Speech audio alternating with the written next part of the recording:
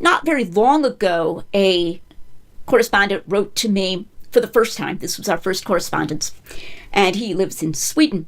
And he said that there's a historian, very famous historian in Sweden named Dick Harrison, and that Harrison had been very negative about the census in Luke and said that this was invented. Now, I haven't been able to find that article because I believe it was in Swedish, okay, but my correspondent told me that Harrison wrote this, and that Harrison identifies as a Christian. And the person writing to me had actually written to Harrison and had said, this isn't so far-fetched, defending the census in Luke. And Harrison was very dismissive, according to the quotations given in the email that I received. He literally said, no, it's only fundamentalists who try to say that the census could have occurred. A census would not occur under a client king. And the correspondents tried to give the Klitai example, and apparently, Harrison just blew it off. Sorry, no, only if you're a fundamentalist. There's a classicist named Thorley, whom I've recommended before on this topic, and just writing a very sober classicist article, not sounding like any sort of fundamentalist. In fact, he hypothesizes Luke may have made a mistake between the names of two governors. So he's, not even taking any kind of an inerrantist approach. And so if this is correctly quoting Harrison, he was really being dogmatic. He was really being dismissive and just calling anybody who disagreed with him and who thinks that the census in Luke is historical a fundamentalist, which is insulting, despite apparently calling himself a Christian. So I thought of this analogy, and I wanted to bring it up. This is a cautionary tale about a priori history that I think is pretty cool. I'm pretty pleased with this analogy. So when you hear skeptics or self-styled Christians who don't want to be thought of as fundamentalists or whatever saying this, you would think from the way they talk that we actually have some kind of document called A Manual for Governing Client Kingdoms, applicable to Caesar Augustus and any other Roman emperor. Thou shalt not carry out a Roman-styled census in any client kingdom. Thou shalt not, like it's just spelled out. This would never, never, never happen in client kingdoms. We don't have anything remotely like that. And as already pointed out, we actually have a counterexample to such a universal negative. But we certainly don't have some kind of written document laying out that this would never be carried out in a client kingdom. So the confidence of the people who are being derogatory about the census in Luke and dismissing its historicity is based apparently on some kind of argument from silence, which doesn't even work on its own terms because there's a counterexample, and evidence of some degree of independence within client kingdoms. And then from that, they're just extrapolating to this absolute prohibition on a Roman census within a client kingdom. It's just wildly overstated. But suppose for a moment that we actually had a document that said a Roman census shall not be carried out within a client kingdom. We don't have it, but suppose we did. We still should not dogmatically assert that this would never happen in the face of an apparently credible report that it did. Sure, would it be some evidence? Yes, it would be some evidence. Our evidence at that point would be mixed, a lot more mixed than what we have now. We have no evidence of a prohibition on a Roman census in a client kingdom, like some kind of prohibition. We have no evidence of that. So if we had a document, at least the skeptics would be on somewhat stronger ground. But we should still be cautious. Why?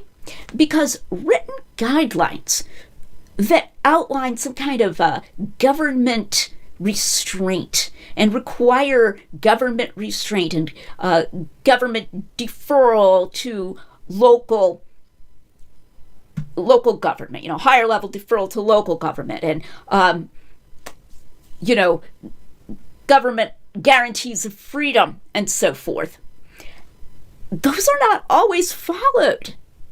So a very obvious example here would be the fact that during the time of the Soviet Union, Russia's constitution guaranteed freedom of religion, but there was no freedom of religion in the Soviet Union. So, in Russia, Soviet Russia. So if someone said, oh, that report of, Christians being sent to the Gulag must be made up because, look, here we have this guarantee of freedom of religion in the Russian constitution, he would be being overconfident. He would be going against concrete, boots on the ground evidence of what was really going on as opposed to what was in theory not supposed to go on. But I have a more contemporary example. And I hope this won't prove too controversial. The United States Constitution guarantees freedom of assembly. It specifically says that Congress cannot make any law stopping people from carrying out their right to assemble peaceably. It's right there. It's in the U.S. Constitution. Moreover, there's something called the incorporation doctrine, and this is a precedent in federal jurisprudence that says that Bill of Rights also applies to the state governments.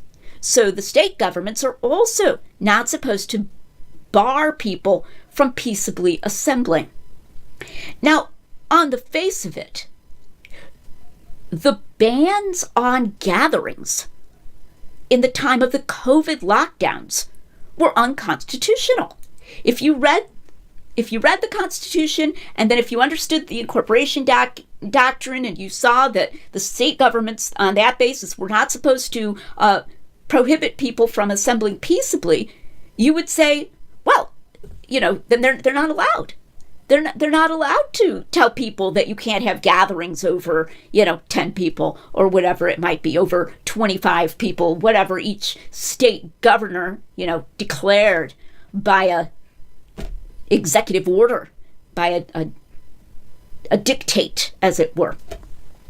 And that would have been a very reasonable interpretation of those existing precedents and of the U.S. Constitution, that those actions on the part of those governments and those governors were unconstitutional. But did they happen? Of course. Did people follow them? Absolutely. Were they enforced? You betcha. And what you needed at that point to find out what was really happening was not just reading some document and then saying, well, then this would never happen. But you needed to read accounts, and those accounts said that it did happen, that people were not allowed to assemble peaceably. They were forbidden from assembling peaceably, above sometimes very restrictive limits, very small group restrictive limits. So which was better? All right. There's still something a priori about looking at the documents and saying that would never happen, and then using that to dismiss reports that it did happen.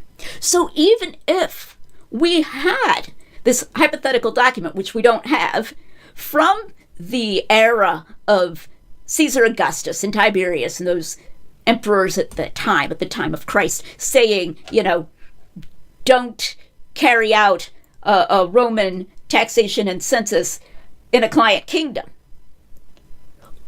we could still have good evidence that in a given case it actually happened, regardless of that theoretical block to having it happen, because governments do not always follow the rules that are in place. So we've got two issues here. First, we do not have such a rule against it, as the dismissive critics say. And even if we did, credible reports that it actually happened, as in Luke, from a source that has some right to our credibility, would still need to be taken seriously, because governments do not always follow the rules. In fact, they often don't follow the rules. So we need to be careful about a priori history in a lot of cases, we need to look at what we actually have in the contemporary documents, the documents of the time, about what actually happened. And that's true in the case of the Census of Luke.